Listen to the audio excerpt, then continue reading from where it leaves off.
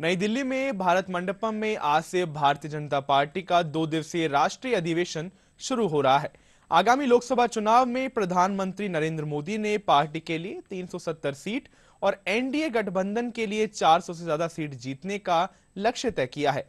इस अधिवेशन में भारतीय जनता पार्टी की लोकसभा चुनाव से जुड़ी तमाम चुनौतियों और मोदी सरकार की उपलब्धियों पर मंथन किया जाएगा।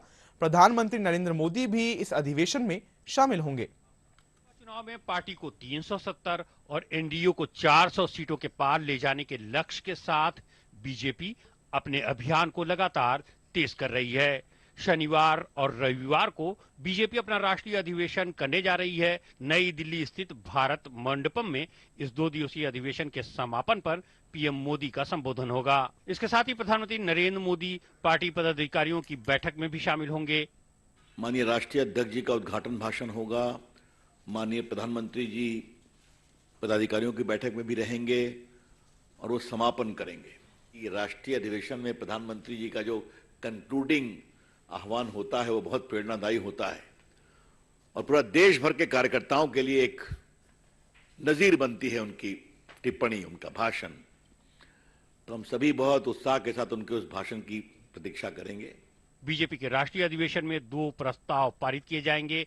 अधिवेशन में बीजेपी के देश भर से 11,500 कार्यकर्ता शामिल होंगे, जिसमें पार्टी के सभी सांसद, विधायक, राष्ट्रीय और राज्य के प्रमुख पदाधिकारी, जिला अध्यक्ष शामिल हैं। बैठक स्थल पर पीएम मोदी की अगुवाई में केंद्र सरकार की 10 वर्ष की उपलब्धियों पर प्रदर्शनी लगाई गई है, जिसका शुक्रवार को बीजेपी के राष्ट्रीय अध्यक्ष जेपी नड्डा ने उद्घाटन किया।